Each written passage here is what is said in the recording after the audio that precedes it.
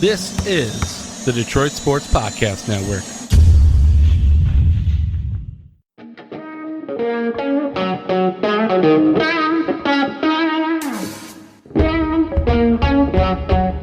The biggest icon in podcasting.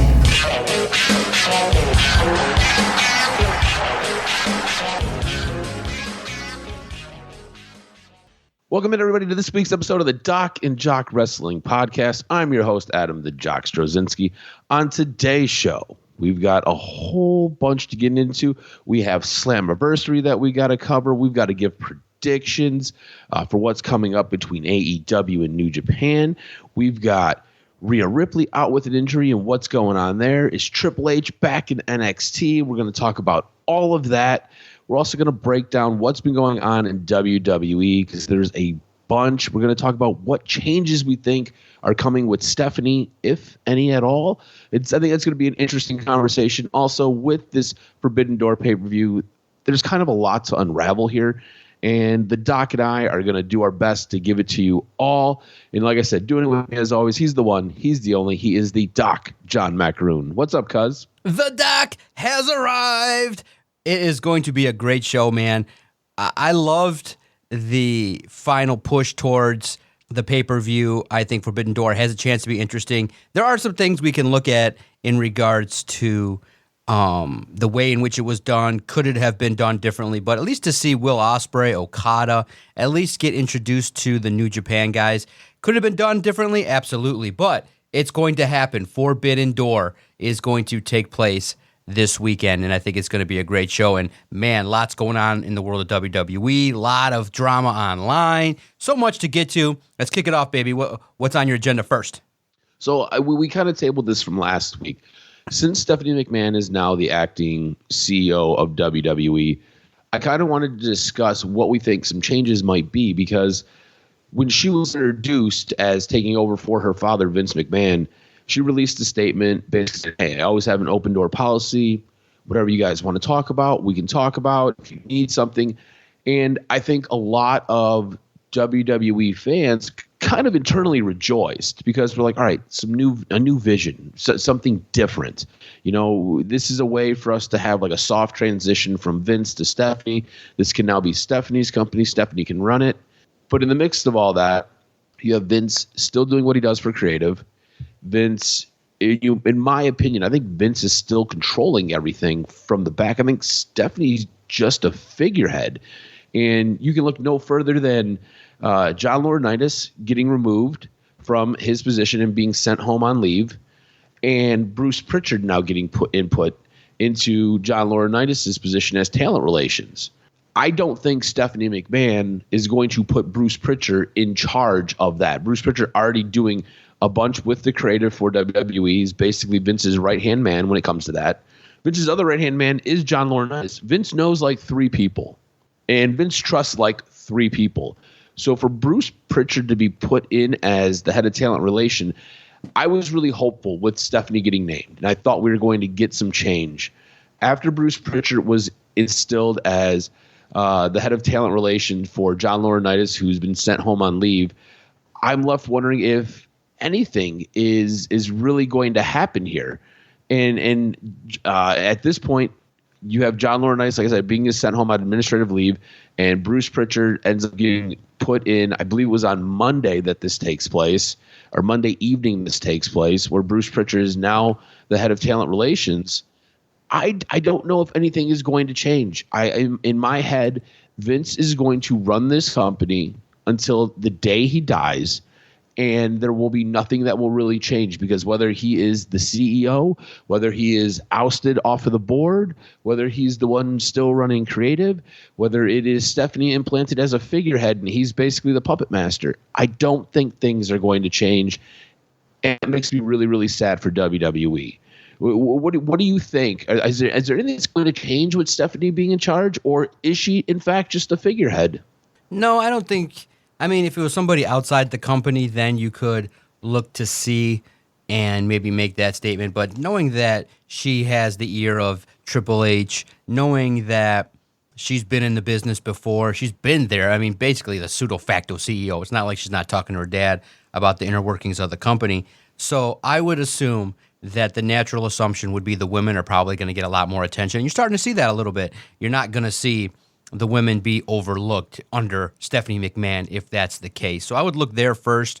I think that potentially speaking, you will see a continuation of this more realistic type of talk in the promos. You'll start to see maybe a look at potentially a balance of the schedule and stuff like that, maybe not going balls to the wall full gear. So stuff like that in terms of maybe just bridging the gap between what the talent has been fussing about in regards to loosening the strings, because I don't envision Stephanie McMahon changing a card at 7:30 when the lights go on at 8. I think she'll let things go and she'll see the process and maybe embrace a lot more of the other avenues, like in terms of digital media, other type stuff. So it's just a wait and see until Vince decides to hang it up. But I am not in any way, shape, or form skeptical of Stephanie McMahon. I hope actually she gets to keep the job, because you got to remember too, and you're going to talk about it in the notes, the decision was made not by, like force. I think that the board potentially would have approved a lot of this because of what she's been and what she's about, what she knows. So I'm all aboard seeing Stephanie McMahon. Now, are you, by chance, still aboard seeing Vince again on Raw? Because now it wasn't a intro, it wasn't announced. All of a sudden, we see Vince McMahon at the top of the second hour. A little bit weird, but he announces again that John Cena will be there next week, does a quick minute spiel on the length of Raw and the work that he's done. Is this a retirement tour? Is this something to say that, you know what, the CEO is gone, but the character now is doing his last hoorah, maybe ahead of, maybe the last few months of the year? It's very weird, but we're seeing Vince a little bit more. And unfortunately, the only thing I could say is it generated a quality meme that has surfaced on the internet. But other than that, I'm okay with seeing Vince McMahon. I've heard the music a million times. I don't need to be seeing Vince up on my television. Yeah, I don't need to see him either. In my estimation, what is going on? This is Vince McMahon basically saying, my dick's bigger than yours. I run this company still. Even though I'm not technically the CEO, I still run everything here. And if I want to be on my show, the show that I created, the brand that I helped make into this monumental global force, if I want to show up whenever I want to show up, I'm going to show up and I'm going to do what I want to do. And that's what it screams to me, because this is a guy who you would think with everything he's got going on, and we're going to get into a little bit of it in the news and notes, with everything he's got going on, you would think he'd want to keep as low of a profile as possible. But this guy shows up on Monday Night Raw. This guy shows up on SmackDown. The SmackDown one was announced and everybody tuned in, and it popped a crazy number, popped an unreal number for SmackDown. The Monday Night Raw goes unannounced, and he just shows up. Like, he didn't even have to show up. Like, we all knew John Cena was coming back this week on Monday Night Raw. You didn't have to show up to reiterate that. You didn't have to tell us that. Normally, these things are done with screen graphics, and Vince McMahon decides and feels the need to go out there in the middle of the stage and basically mumble some words, and everybody just basically fawns all over him. To me, it's a guy who I think is a little bit lost touch with what might actually be going on in his life. And I think Vince thinks he's Teflon. I don't think Vince thinks anybody can touch him. And that's what going out there does on a Friday night, on a Monday night, and being so, I guess, just verbose, just so in your face with everything. It's a guy who kind of has lost touch with everything that's swirling around in his life. And he just kind of like, whatever, come get me. And I don't know. That's kind of where I'm at with it. You're done seeing Vince though? Like, you don't need to see him anymore, right? I mean, he looks like he's belongs on Tales from the Crypt, and he belongs sitting next to the Crypt Keeper. Yeah, it's done. I mean, the crazy thing though, what do you make of the crowd reaction? Is it just like appreciation? Why is the crowd nuts, popping? Man, it's crazy. That's probably the one part that is absolutely insane to me, is the way all these fans go absolutely bonkers when he comes out. Like, I don't know. I don't get it. I don't know why it's still there. To me, it feels like it's like a pull from nostalgia. Yeah. Yeah, absolutely. Kind of hey, it's a billionaire. It's an opportunity to see somebody that has been a character, a reverence of thanks maybe for what he's done. But at this point in time, just kind of go in the background. I know you're trying to pop ratings and do this kind of thing, but I'm hoping that this is not an occurrence. And I hope, and I guess the thing that we have to really acknowledge, let's just hope that he doesn't interject himself with Cena, because let the man do his own thing. I don't want to be seeing Cena and talking to Theory and then McMahon's music plays. So let's just keep it to, if this is what you're going to do, keep it to the 2-minute, hey, this is Raw, welcome to Raw, and bust in and bust out. I kind of feel like that's the direction they're heading, though, is Vince McMahon will play a part in this Austin Theory, John Cena feud, whatever it is. But you had basically said falling to the background. Does it feel like Matt Riddle is kind of falling to the background at this point? This is a guy who has lost his tag team titles, lost his partner in Randy Orton, lost to Roman Reigns, and now he loses to Omos, and then Seth Rollins stomps his head in. Where are we going with Matt Riddle's character? This is a guy who a couple of weeks ago was on top of the world, and it feels like in a matter of a week, he is now basically clawing his way back up from the bottom. And I think Riddle, Seth Rollins could be an interesting feud, but I don't know. I also feel like Riddle didn't have to get destroyed by Omos. It was weird. And that Roman Reigns Matt Riddle match was a very good match. Matt Riddle and Roman Reigns looked very good in that match, but I just don't know where we're going with Matt Riddle right now. It's very weird. Just like a week later, it seems like Matt Riddle has kind of fallen down the top of a chart that he was basically the king of. What do you think happens with Matt Riddle? I think he should be in the main event. Yeah, he's over. He's definitely enigmatic on the microphone. I thought that MVP got in the dig of the year. I thought talking about getting high and stuff like that. He's a great character. And I think, too, he's kind of like the manifestation of the wrestler you kind of want, in that he's charismatic and he's athletic and has the physique and the look to take it to the next level, where he can be the combination of having all the tools needed. He can wrestle. He's got good ring psychology. He's someone you want to pay attention to. And at the same time, just needs a little bit more seasoning. So maybe now in the downturn, you start to turn him into more of a sympathetic figure. A couple tough losses, losing his way a little bit, and then he makes his comeback, maybe coinciding with the return of Randy Orton. But at the same time, you got to find, and this is where WWE sometimes struggles, you got to find very intriguing personal feuds for Riddle to handle. And I think that they could have maybe, even though it was featured heavily, maybe you could have drawn out the Roman Reigns situation just a little bit. But it stinks because when Roman's part-time, you leave Riddle basically hanging. So maybe, Riddle plays a factor in losses with the Usos and finds his way. But yeah, what's next? Because now when you don't have the big dog on the big show, what do you do? Because of the fact that you now are featuring Brock Lesnar and others are getting attention, where does Riddle go from here on Raw? What's next? And it's going to be yet to be determined. And I'm kind of curious to see what it is, but let's just hope it's not a disappointment, because he definitely needs to be featured. He's got it. And I think people have talked about him as being a potential world champion, but maybe just needs a couple more years of seasoning and good feuds and more credibility. Yeah, it's just weird to see a guy who basically on top of the world now looking up at everything. Now with Money in the Bank, I think we're getting some people that we're not expecting to be in a challenge for the Money in the Bank briefcase. Now Nakamura and Sami Zayn had a match on SmackDown. Sami Zayn ends up winning. Should Nakamura have been the one to get over here? Should Nakamura be the one who got into Money in the Bank? What do you think? Yeah, see, here's the thing. I enjoyed SmackDown. Got a chance to take it in a little bit more closely to kind of just round out the week, because I did the DVR thing for the other shows, and you get it busy and stuff like that. SmackDown got my 2-hour attention. I was into the mood. I wanted to see what was going on. Great feud. I mean, Nakamura, Sami Zayn, when they get in there, they have natural chemistry. It's really good. But I said to myself, does Money in the Bank need Sami Zayn? Sure, it's not a bad addition. You got the foil there that he's, the pseudo Uso, and that's been a funny bit all the way through. But at the same time, it feels like not having Nakamura there, who's over, really stood out. I was like, man, I would really like to see this group with Money in the Bank have Nakamura. He's in there. Now, is he worthy of potentially winning? He kind of has that appeal of somebody that you could have some fun with if he won it.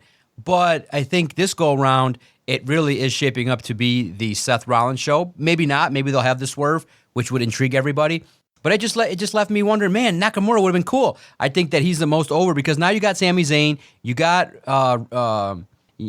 Seth Rollins, who's over. But I think you needed that kind of person that might have been viewed as the underdog, that person that you say, man, he's been with the company for 5, 6, 7 years and has maybe more to give. And I thought that maybe Nakamura should have gone over. It was a good match, and I was disappointed when he lost. So I hope that Sami Zayn lives up to the billing when he gets into the Money in the Bank. And still, there are open spots. Maybe they'll figure it out, too. And you never know. An injury or two away, and Nakamura's in the mix. So we'll see how it plays out. But I felt like it just, man, Nakamura got over. And that's all you can ask for is that the crowd likes to see when he's out there. And it goes to show you what he can do in a match because it was a good match. Check out that match. Nakamura-Zayn from SmackDown. Yeah, Sami Zayn, one of the best heels in WWE. Nakamura, like you said, extremely over. And it's weird because it always feels like he is somewhere in the lower mid-card, hasn't really ever been elevated. And it just seems like he's kind of always in this holding pattern, like waiting for either somebody to get injured or he's coming back from injury. It's really, really weird. But he is a very charismatic guy. And for him to not be in Money in the Bank, I think might be another miss by WWE. I think he would be fantastic in a match like that. Now, we did get reintroduced again to this new version of the Viking Raiders. Is this going to work? Because in my estimation, the Viking Raiders... It's crazy. I don't know, man. I feel like the Viking Raiders have just been misused since day one. Like, these are two guys who are massive and can fly around the ring. And I don't like. You remember when they were first brought up? They had their graphic wrong when they debuted. It was just. It feels to me like these guys will never really ever go far because WWE and Vince McMahon doesn't see anything in them. So I don't think anything with the Viking Raiders is going to work.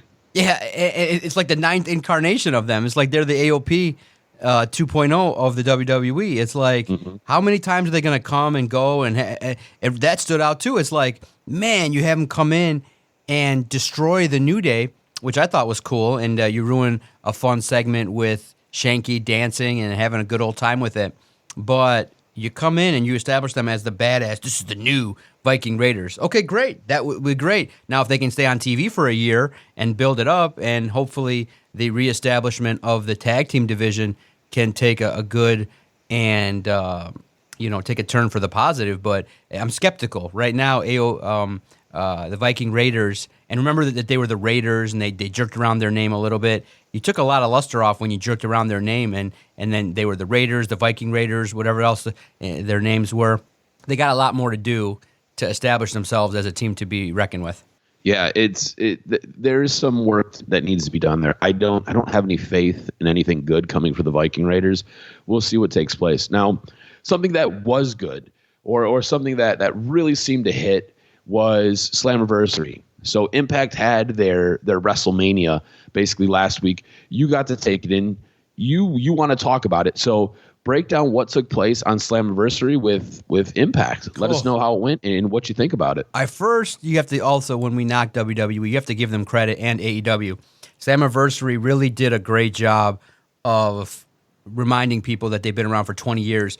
They had vignettes with Sting, with AJ Styles, with Kurt Angle, with people that have been instrumental in the upbringing of Impact Wrestling. And so I thought that was really great. AJ Styles, I think, hit home because he actually said, thank WWE for letting me do this and really share what it meant for me to be part of Impact. And it's a company. 20 years, even though, they're kind of viewed just a little bit above an indie situation, it's been a company that has a media library that when you go back and look will feature some top 5 matches of all time, featuring also AJ Styles, Daniels, and Samoa Joe. So you'll look at it and you'll say, wow. And bottom line, what stinks is, though, and I'll put it this way, Slammiversary is always great with the surprises and it's great with the pomp and circumstance, but you can't run it with 500 people.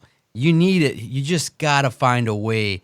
And I don't know how, if you can just get it to 2,000 like at Royal Oak or in a more passionate market. I know that costs are killer, but you got to find a way to get it where you're not in the same taping kind of grounds. It's Slammiversary. You got to get 5,000, 10,000 people to get the hype up. And that stinks. You need more. You need a lot more in regards to fan engagement and stuff like that.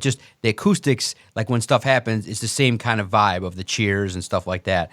So, I hope one day maybe they can turn the corner, but they returned to the Nashville Fairgrounds in Nashville, Tennessee, so that they were not in the same spot. But you need bigger. You need bigger, and you need it closer so that you can hear the sound and feel it. But bottom line, good show. You had really the digital media champion, Rich Swann, taking on Brian Myers, and it was amazing. They in a card where a lot of titles changed hands, Brian Myers failed to get the title, and Rich Swann went over. I thought the reverse battle royal was fun with Shark Boy getting the victory. Lot of fun, lot of craziness in that match. Make sure you check out that good stuff before the show got really officially and kicked off in the main card, as you would say, because all these shows have what they call, like AEW calls it the buy-in and stuff like that. Now the main card, you had now a new Ultimate X Division champion in Mike Bailey, who defeated Ace Austin, Kenny King, Andrew Everett, Alex Zane, and Trey Miguel. Great matches. I think one of the staples that you can get into is the X Division. And AJ Styles and others have highlighted all the different names that it has gone under, but it was really cool. Seeing Sting, obviously, talk about Impact was cool as well. I thought that Rosemary and Taya Valkyrie, they defeated the Knockouts World Tag Team Champions, Madison Rayne and Tennille Dashwood. So, the women, even though they're not given a lot of time and it's crazy at Impact, I thought that they did a good job, in regards to establishing Rosemary and Taya Valkyrie. And I think Kenny said in our group chat, Taya Valkyrie having a belt kind of just seems right, especially at this point in her career. Obviously seeing Kurt Angle was cool. Obviously, a match that we all looked at was Moose and Sami Callihan. That was crazy. With Sami, I thought it was right. Sami Callihan defeated Moose in the Monsters Ball. Look, if you're interested in kind of that old school ECW vibe, tacks, boards, barbed wire, go check out. And if you're just going to get your intro to Slammiversary, just get into Moose and Sami Callihan. Oh my God, it was crazy. Now, for me, it was cool. The Good Brothers, they become the new Impact World Champion, defeating the Briscoes. And all through that, you got the return, again, similar to the Viking Raiders, James Storm and Chris Harris, otherwise known as America's Most Wanted, make their shocking return. Now, they've been in and out of Impact here and there over the past 5-10 years, but seeing James Storm, obviously, it's a no-brainer. I mean, he's a staple with all the angles he's been in, the history that he's shown through the company there. So seeing that was very, very cool. I thought that, Honor No More taking on the Impact Originals with Chris Sabin, Alex Shelley, Frankie Kazarian was really cool. Seeing Nick Aldis there was really cool as well. I think that the Impact Originals getting the victory was probably correct. Kind of nostalgia. Chris Sabin still got it. Frankie Kazarian. Nick Aldis, I put in my notes, man, why couldn't a big company scoop him up and make him something? I'm not sure why, after his run at NWA, all the work that he's done grinding through the ups and downs in COVID, that someone like Nick Aldis is not heavily featured is crazy to me. I think that the sentimental part of the night was when Earl Hebner came back, obviously mourning the loss of his brother, seeing him kind of, got everybody into that nostalgic mode and things like that. You had Jordan Grace defeating the Knockouts World Champion Tasha Steelz with Savannah Evans. There's a new Knockouts World Champion, and her name is Jordan Grace. Highlighted, I think, by, one of the spots that people are going to be talking about for a long time when Chelsea Green and Deonna Purrazzo took a huge fall thanks to Mia Yim pushing the tables out. The others as well, even though I highlighted, who got the, I highlighted Jordan Grace and Tasha Steelz. Deonna Purrazzo, Chelsea Green, and Mia Yim held their own in the Queen of the Mountain match. They really did. But for me, I just paid attention more to those two women. But bottom line, that spot was crazy. Make sure you check it out. It's Chelsea Green and Deonna Purrazzo high atop the ladders, and they fall through. Maybe, I think the internet was abuzz. Maybe you could have had one more table to soften the blow because they went through pretty crazy. But Jordan Grace taking it to the next level. And then a match to remember. I think that when you look at it, it was perfect in regards to ending it with Josh Alexander defeating Eric Young. And it's something that you recognize there were a lot of title changes, but at the top, the very top, you look at it and you say, Josh Alexander is the future of Impact. He's the worthy champion. He's the guy that's getting all the attention. So for a marquee event, it lived up to the billing. It was an A pay-per-view. Now, Kenny had said that potentially it didn't have the same feel as an Impact, and I understand what he's saying in that, the surprises could have been grander, newer, like flashier. I get all that, but it's Slammiversary, so you have a certain expectation that you want to see in regards to the ring, and everybody appeared to ball out and try to do their absolute best to get over, and that's all you can ask for. It seemed like every match that followed the previous match, they tried to win the show, and that's kind of a good staple of a company that the people recognize that this is Slammiversary.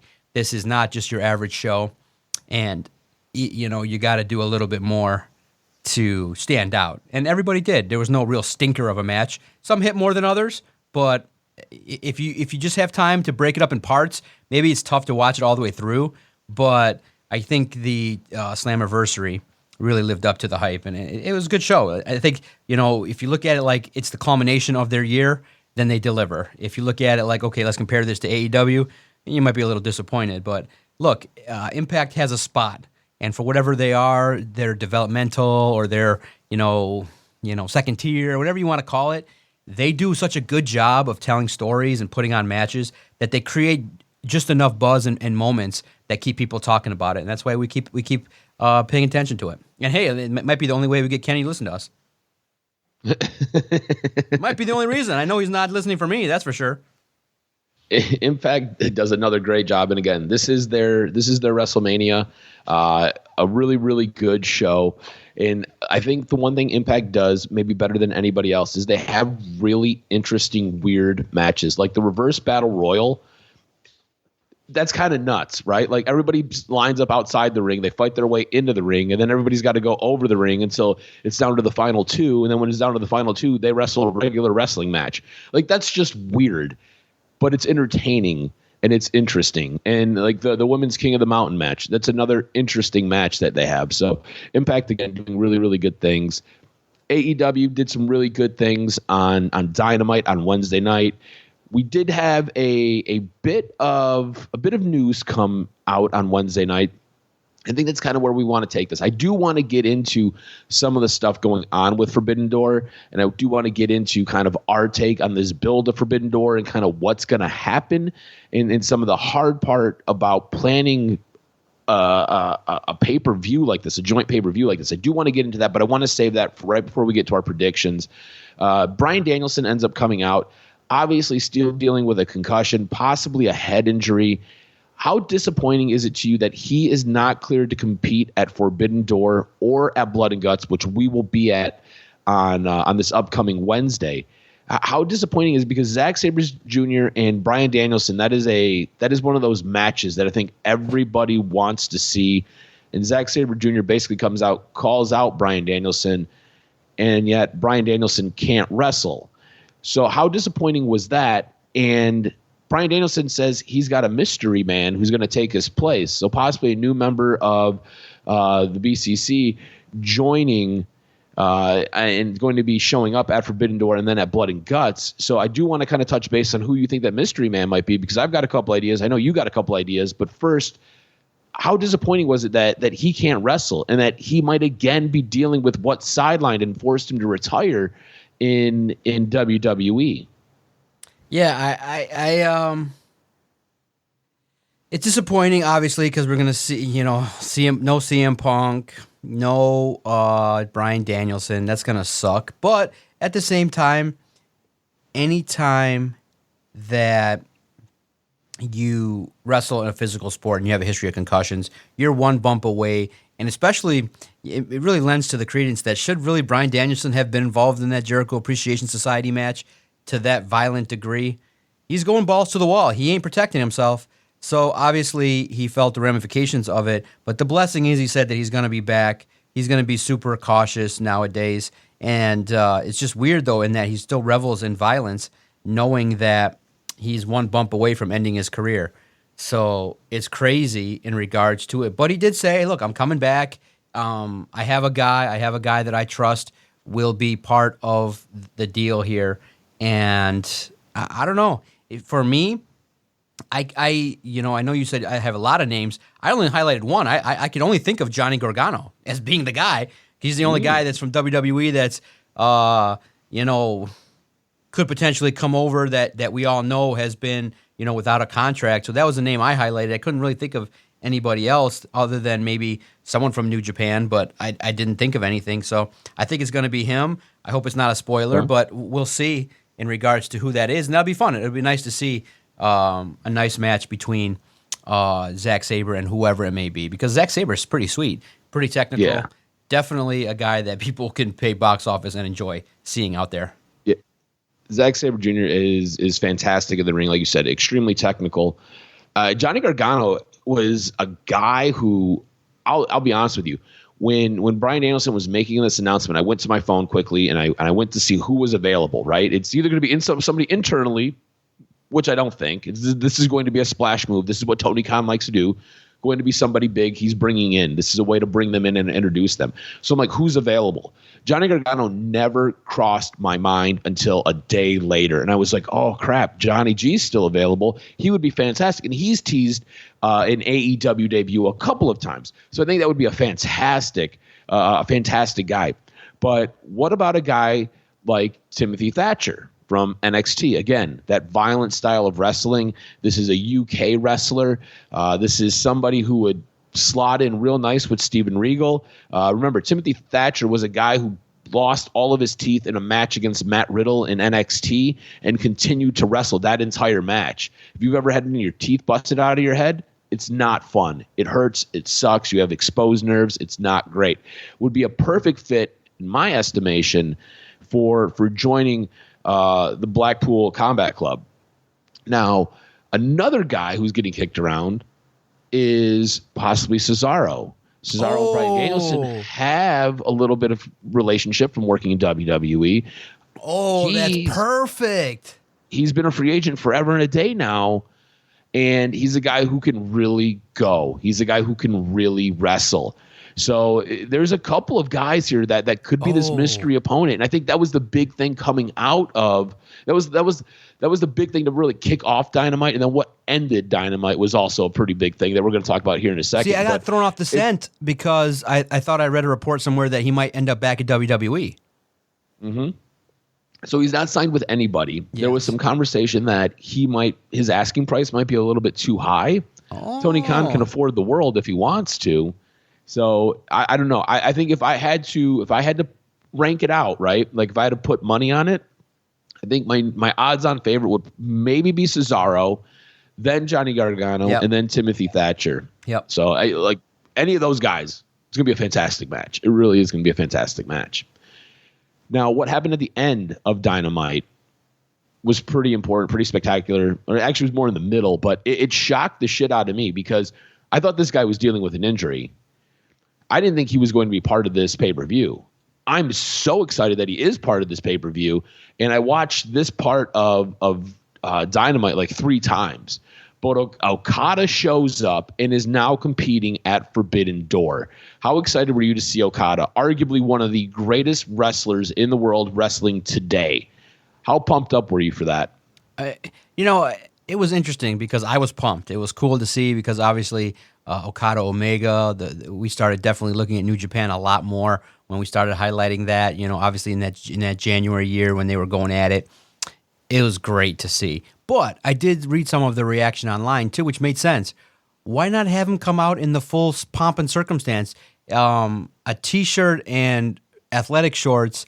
I understand he's traveling and stuff like that, but this is Okada. This is like huge deal.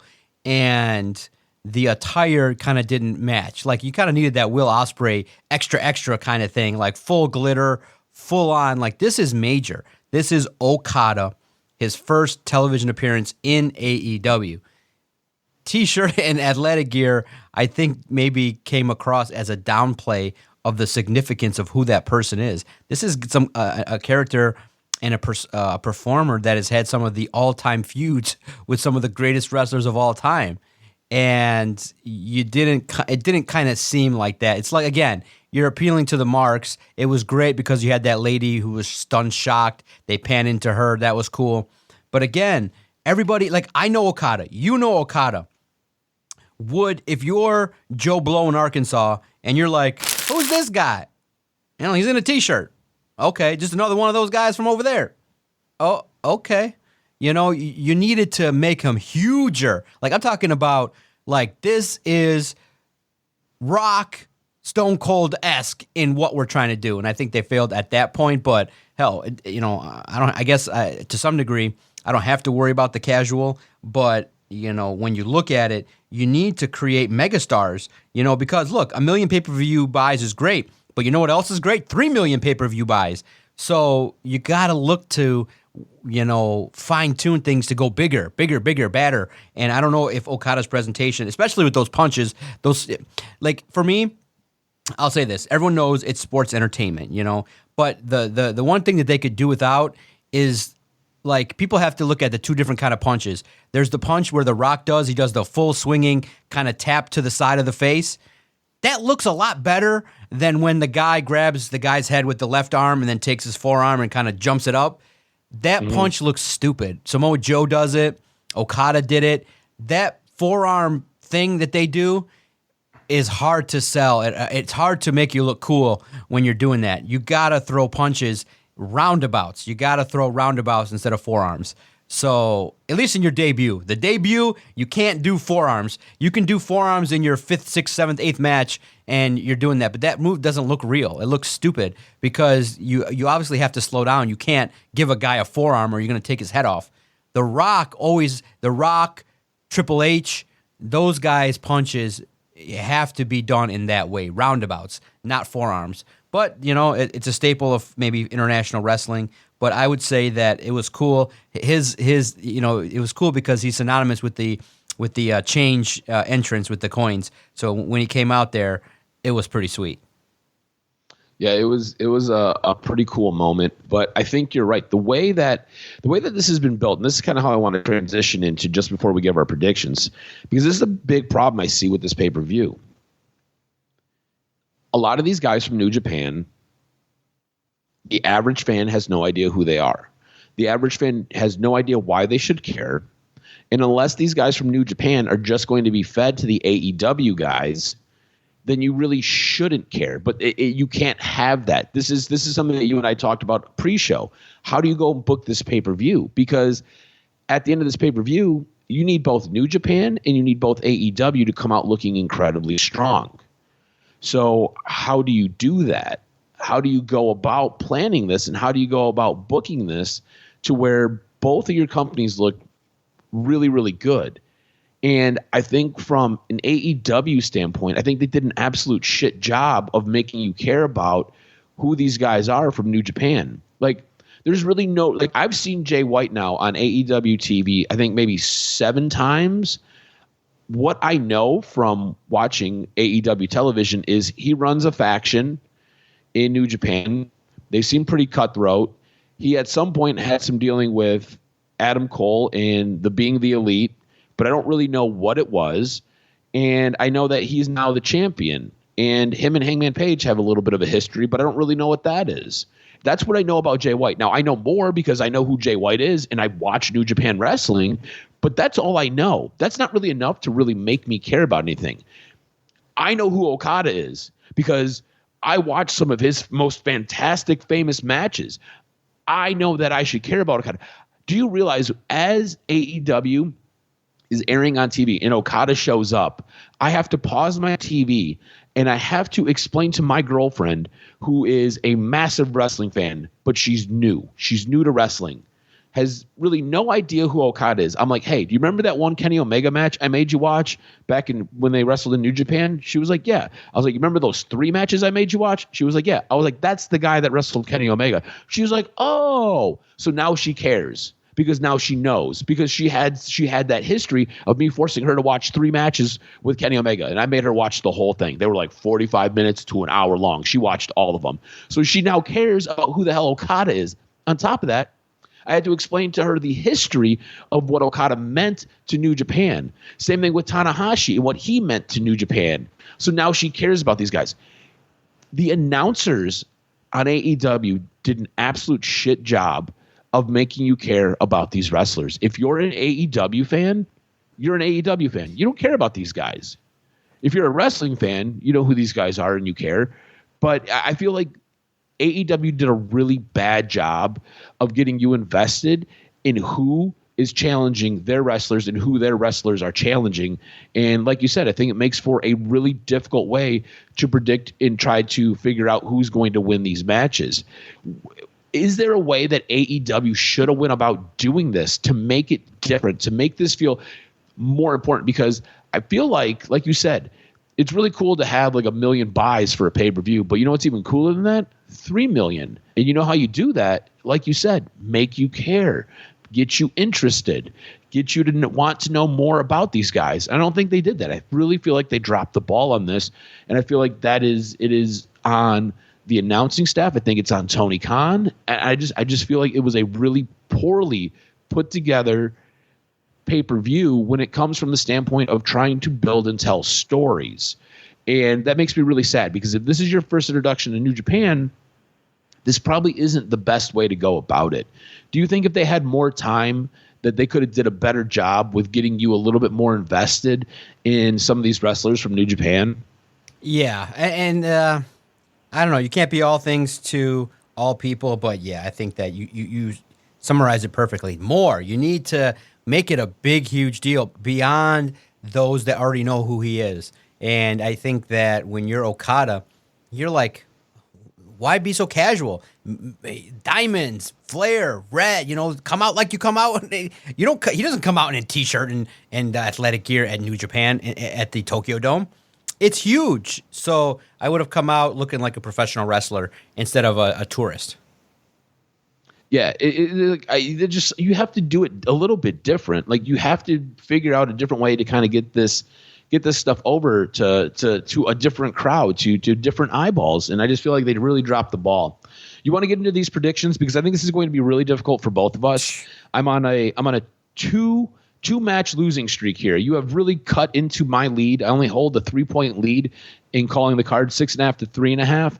And you have done a great job of predicting recently. I'm going to try to turn the tables on you. I'm going to try to capture a point and extend my lead here, but we'll see what happens. But I think this is going to be very difficult for both of us. Yeah. Normally, I think you and I both have a great idea of what's going to happen with a pay-per-view.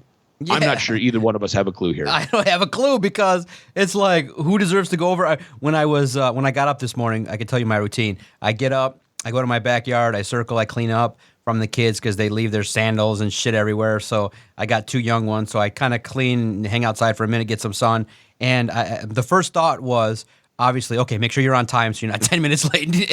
And okay, make sure you do that. Okay, good. So I timed it out right, was outside at 7:30. And then my next thought was just picturing all the wrestlers getting the results. So my mind goes to, okay, they go down and they're like, no, not me. Like, you're going to, like, when they go in the background and they go over who's going to win the matches, all I kept picturing was the chaos going for all these guys coming from Japan and they're booked to lose. what's going to happen to them? They're going to be mad and things like that. So I said to myself, okay, now is where you develop your strategy, and now I'm going to release it. Let's do these predictions. All right, sounds good. Now, the first match is for the IWGP World Heavyweight title.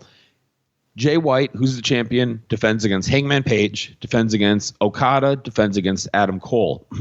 Now, I do want to talk a little bit about some of these builds as we kind of go through these predictions. I really feel like this one, the ball was dropped, especially for Jay White. He looks like he's a total mark in this build for this. This is a guy who cut a profanity-laced promo, basically talking about how he runs the world of wrestling and how he runs New Japan.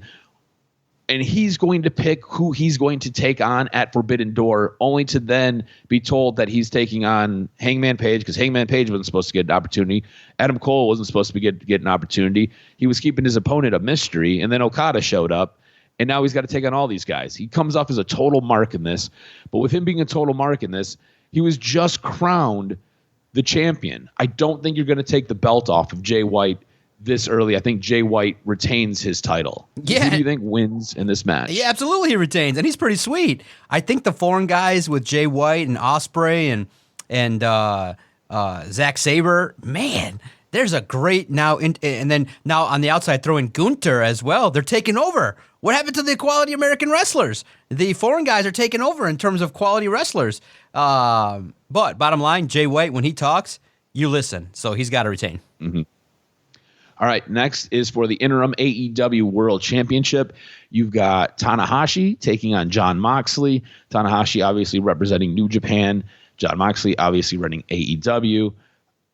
I'm going Jon Moxley on this. It's Yeah, an of AEW course. championship. I think Jon Moxley wins this. Yeah, that'd be kind of funny if they wanted to swerve, just have Tanahashi have an American tour for a good 6 months. But no, he's not the best wrestler. I don't think Tanahashi CM Punk is going to sell to the masses as opposed to a run of Jon Moxley and CM Punk. So it's going to be Moxley in a great match. Tune into that one. It could get rough. All right, our next match, we've got Will Ospreay defending his IWGP United States title against Orange Cassidy.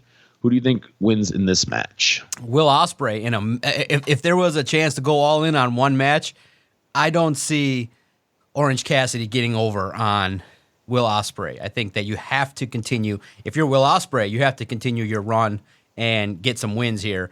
I could see it. I wouldn't be like shocked, but I just think overwhelmingly, Will Ospreay is just the man here, and he's got to retain.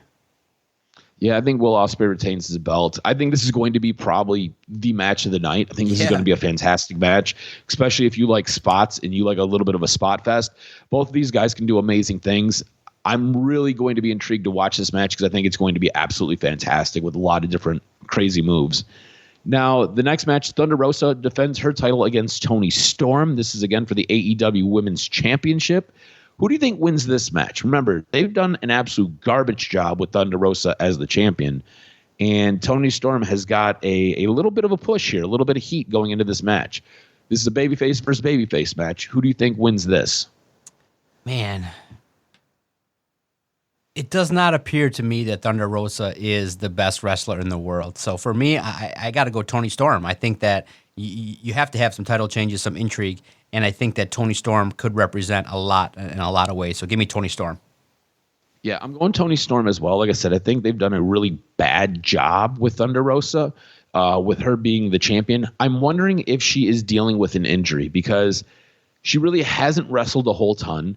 Some of her matches haven't been incredibly long. They haven't been incredibly entertaining either. And normally Thunder Rosa gives you a really good match. I think there might be something going on. And I think once she drops the title, they'll kind of let us know what happened to her. But I think they've done a really poor job. And I think this is a way to get the strap on somebody new. I think Toni Storm would be the new champion. I think it would be a big moment, and I think she'd be a solid women's champion, and I think we kind of go and do something from there. But I'm going to go Toni Storm as well. Now, FTR versus Jeff Cobb, Great O'Khan versus Roppongi Vice. This is for the ROH and IWGP Tag Titles. There are two titles on the line here. I I have no idea which direction to go here. I have in my head, I want to say FTR. I want to say FTR retains their Ring of Honor championships, and I want to say they capture the IWGP Tag Titles. I'm gonna go FTR, but I have no clue, man. Yeah, absolutely. You're right. It's FTR. They're the best in the world, and I think this match can also steal the show too because of how everybody views them. And I think that you want to kind of keep it, and then you could also kind of continue with Jeff Cobb maybe being the one that takes it off of him and then goes on later on. But the part that's throwing me and you off is the ROH part because it's for both. If it was just for the IWGP, I think you and I would pick Jeff Cobb. But with the Ring of Honor one too, it's prestigious, and you want to kind of keep it here. So I think it goes to FTR. All right, our next match is for the AEW All Atlantic Championship. Mind you, this is a massive card. It's like tons of matches on it. You've got Pac versus Miro versus Malachi Black versus Clark Connors. I'm going to go Malachi Black on this one. I feel like he's a guy who doesn't need a championship, but, man, you could really help elevate him if you did give him a championship. I'm going to say Malachi Black is the winner of this match. No, you have to go Miro. If it's not Miro, his run is over. I think that he has to have a title. I think at this point in time, he's the biggest, the baddest. And I could see, though, if it's not, I think you and I, if we don't hit, I think we'll both be epically wrong because the guy that really kind of embodies it in my mind. See, for me, I don't care, even though I know tangibly when I'm wrong, it's because I go with what I want to happen as opposed to what I think will happen. If I'm wrong, we're both going to be wrong, and it's going to be Pac because that guy embodies championship. Strong, athletic. He needs a mouthpiece to kind of get to that next step because right now he's locked in the mid-card of AEW. But the dude can wrestle. The dude can move. The dude has a look. The dude has a face you want to punch. So I want it to be Miro, so that's why I'm making my pick. But if not, it's going to be Pac. All right. Look, I don't have a problem with that. I was on the fence between Malachi Black and Pac myself. So I think you're right. If it's not Malachi Black, it's not Miro, it is probably Pac. Watch it be Clark Connors. All right. Our next match, Zack Sabre Jr. versus the newest member of the Blackpool Combat Club. This is hard because we don't know who that member is going to be. So this is what I would like to do. I'd like you to give a prediction on who you think it's going to be. If you get it right, you get a point. And if they win the match, you get another point. So this could be a monumental swing here because you can get an extra point if you can predict the next newest member of the Blackpool Combat Club. I'm going to go with Cesaro for this one. So if Zack Sabre Jr. and Cesaro end up fighting, and it's Cesaro, I'll get a point for it being Cesaro, and I'm going to say Cesaro is going to win this match. So that will help count towards my total of the overall predictions. So I'm going to go Cesaro, and I'm going to pick Cesaro to win. Yeah, see, it's very tough. Okay. So, being that I think I'm going to potentially win on one, the outside name that you didn't mention is Jonathan Gresham. Because I did not mention him. Yes, they have a history together with their last match coming in 2018 at Ring of Honor's Final Battle, where Sabre picked up the win. It could be a fantastic way to remind everybody. But seeing that it's close, if you want it to be big, it has to be Cesaro. But if not, it's going to be Jonathan Gresham, I think, in regards to just perusing the rumors. But I have to follow you. I mean, I can't. Cesaro's huge. It's the smartest move, knowing that he hasn't signed back with WWE. That's not in the works. It has to be Cesaro. I have to follow you.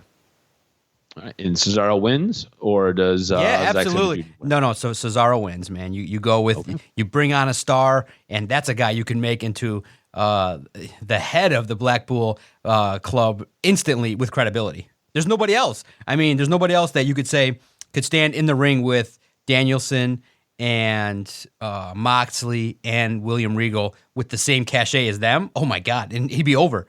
I think that Johnny Gargano should come in on his own and handle his business at AEW.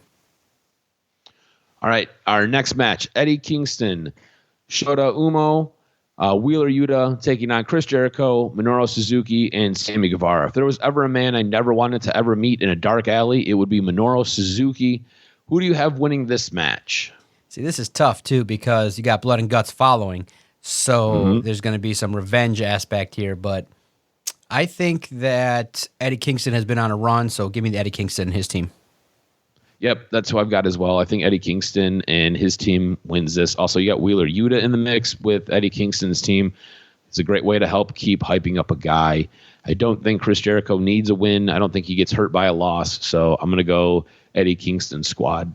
So we've got dudes with attitudes who consist of Sting, Darby Allin, Hiromu, and Shingu taking on Bullet Club, which includes the Young Bucks, El Phantasmo, and Hikaru. Who do you have winning this one? I got the Young Bucks. I think that you carry over the momentum, and it goes to show you Darby Allin just needs to be in the match. He doesn't have to win it. Yeah. I think Bullet Club wins this one as well. I don't know. I'm just going to go Bullet Club leaning that way. We've got Gun Club, which consists of Billy Gunn, Colton, and Austin Gunn, and Max Caster versus the New Japan Dojo team of the DKC, Kevin Knight, Alex Coughlin, and Yaya Umara. This is a part of the pre-show. We've got 3 matches for the pre-show. Who do you think wins this one? I have a hard time giving the Ass Boys a victory. It's really tough at times to see them. Everybody just wants to hear Max Caster rip on people and say some cool shit. So I have. I just love the scissoring. The scissoring is great. Yeah, scissor me, baby. I'm gonna. So the other night, Alyssa was sitting on the couch. We're watching. I don't know if we were watching Rampage or watching Dynamite. I don't remember if it was last Friday or if it was this Wednesday. But she had fallen asleep on the couch. She kind of dozed off in the middle of a segment, and all of a sudden she heard Matt Caster come on and start rapping. Her hand immediately shoots out because whenever they show up, we always scissor each other. Her finger shoots out with like the peace sign, and she's like, "Scissor me!" Yeah. So we like end up scissoring on the couch with our fingers. It's the funniest thing in the world. Well, anyways, well, that could also mean a whole other thing too. But you meant the wrestling, the wrestling gesture.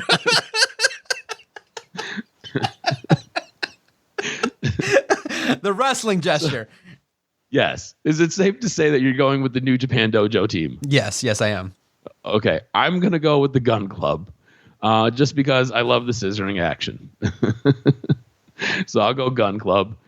It's another one that we have a little bit different here. Yes. Keith Lee and Swerve Strickland versus El Desperado and Yoshibu Kimura. Yep. Again, this is a pre-show. Who do you think wins this one? See, this is the part for me. It's tough because it's going to happen. Swerve and Keith Lee are like hinting that they're going to break up and fight each other because of their continued losses. Does it happen now or later? I think it happens now. They lose. I don't think that's a bad pick. I think you're probably right. So I'm going to side with you. We'll go El Desperado and the Crew for the win here. I think this could be the match where they're just done. They're just done with each other, and maybe this leads to something at Blood and Guts. Now we get to see that on Wednesday. Now it has been hinted that Keith Lee's the one that's getting pissed, and Swerve has kind of been, no, let's bring it back. Does it go the other way where Swerve is the aggressor if Keith Lee loses? Who should be the aggressor in the feud breaking up if it happens? Who delivers the clothesline from hell when they're pissed? I think it would be Swerve. I feel like Swerve in this case is the heel. Keith Lee is the face. I think it would be Swerve who would be the one to really land that final blow. Yep, exactly. All right, QT Marshall and Aaron Solo versus Hiroki Goto and Yoshihashi. Who do you have winning this one? Yoshihashi, baby. I can reveal my strategy now. All the mid-card guys in AEW are going to lose, and all the top guys potentially are going to win. So that's how I'm looking at it. QT Marshall doesn't need a win. You got to have some Japanese, some members of New Japan win. So that's why QT Marshall's taking the loss for the team, baby. Yeah, same way. I've got Hiroki Goto and Yoshihashi winning this one. We were pretty similar on a lot of these. Where we're a little bit different is the Gun Club taking on the New Japan Dojo team. Yes. You've got the New Japan Dojo team. I've got the Gun Club. The other one where we were different was the Pac versus Miro versus Malachi Black versus Cart Connors. You've got Miro, and I've got Malachi Black winning that. And then that's pretty much it. Like we were pretty much in lockstep on everything else. So a couple matches for us to watch out to see who gets the point here. Yes, so it'll be interesting to see kind of how this unfolds. I think that's a fair way to do it because you can't have all New Japan wrestlers lose. So I think that you're going to have some of the guys in the mid card of AEW. I said, okay, how would this go? Okay, if you're a mid card in AEW, a loss to a New Japan wrestler doesn't mean anything. You're happy you're on the card. It was good that Max Caster gets on the card. It's good that Ass Boys get on the card and things like that, but they don't need wins. But the likes of, Adam Page and things like that, they don't have to win and things like that, but they can at least have a good showing.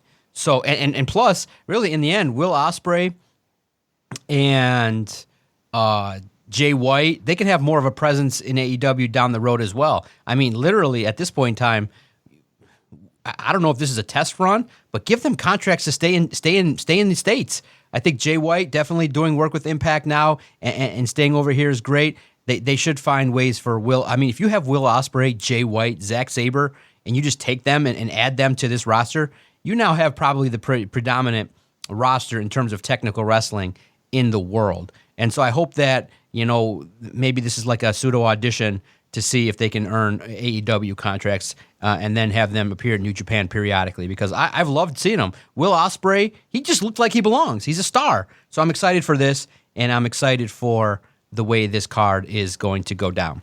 Now, hit me with this week's professional wrestling news and notes. What made your list? All right, so remember how we were talking a little bit earlier about the McMahons and how John Laurinaitis was removed on Monday? And then next thing you know, Bruce Pritchard's in as the head of talent relations. So we're going to stick with the McMahons and some of their legal troubles. Vince was able to put one lawsuit to rest on Monday. There is a new report from Sports Business Journal. It reported that Vince McMahon and Oliver Luck have reached a settlement. After all, the two sides will no longer be going to trial. It was believed that the two would be going to trial on July 11th if they failed to reach an agreement on a wrongful termination lawsuit stemming from the 2020 relaunch of the XFL. So Vince McMahon was able to put that one lawsuit to bed. Now, while he was putting that one to bed, there appears to be 5 different legal teams looking to come after him. And it all stems from the report having to do with the paralegal. They are looking for basically wrongful action that harmed the shareholders. So there's a bit of an ongoing investigation by 5 different legal teams that could all be bringing settlements against Vince McMahon. So just when he puts one to bed, all of a sudden 5 more pop up. So Vince McMahon dealing with a ton of legal issues. We'll see if he really is Teflon. In a meet and greet on Wednesday at the NXT Performance Center, Triple H used the words, "I'm back," and he also said that he was back for business reasons, but can't say why. This has many people to speculate that he's back in a prominent role in NXT, and it sounds like he has a little bit more power than he had before with NXT. So maybe this is the hand of Stephanie McMahon kind of coming through and really helping to change things around. Remember, NXT has not been great. It's kind of missed the mark, I think, for a lot of us. We all wish we had the black and gold brand. Instead, we've got the rainbow colors. But it sounds like Triple H is back and is back in a controlling role in NXT. Do you think with Triple H coming back to NXT, does it get the black and gold contingent to come back to the 2.0 version of this? Please, it's whatever you do to get rid of the rainbow colors. it make it so much. Please just make it back. Get it back to normal. More rugged style, a little bit more of a darker presentation, or at least not so flamboyant and this bright display that they've been showing. Yeah, just anything that kind of gets us back to just good wrestling. And I think some of the stuff that we see on TV with NXT 2.0 is just a little bit sloppy. It's not – these people who are working, they need more time to work on their craft, and they're getting put right on TV, and they're just things that are awful. Now, on Monday night, we found out that Rhea Ripley was out of Money in the Bank. She's dealing with a little bit of an injury. We, in our group chat, were like, what the hell's going on here? None of us really knew what was going on. But it does sound like, indeed, she has a head injury. In a tweet, she referenced that she's dealing with a brain and teeth injury. I'm not really sure when this happened or how this happened, but it sounds like she's dealing with a head injury for sure that has removed from Money in the Bank. WWE won't ever refer to it as a concussion. They'll just refer to it as a head injury, and that's what it sounds like she has. And that's going to do it for this week's wrestling news and notes. 65 quality minutes of wrestling podcasting here at the Detroit Sports Podcast Network. Because I don't know if you saw, but they showed trends lately in the world of broadcasting, and there's been a 200% increase in podcasts and a 255% increase in wrestling podcasts. That's where people are definitely listening. They enjoy the breakdowns, wrestlers doing it. You see Mick Foley, you see the likes now of Road Dogg, Jesse James. They realize, wow, the podcast medium is such a great way to recap stories, tell the history. You have podcast networks. You have one of the top podcasts in the world in a network of old wrestlers and former personalities with Conrad Thompson's. So there's so much going on, and it's been a blessing to be a part of the podcast movement and the wrestling podcast movement since we've been going at it now for well over 230 episodes. For the Jock, Adam Strozinski. Make sure you follow him on Twitter at AdamRSTROZ. Follow the network at Detroit Podcast as we talk through Forbidden Door. And next week, so excited to be able to be at LCA for Blood and Guts, which should shake out to be one hell of a matchup. We'll be there, right there in the forefront. So look out for Doc and Jock on Dynamite. Thanks, cuz. Let's break this down next week.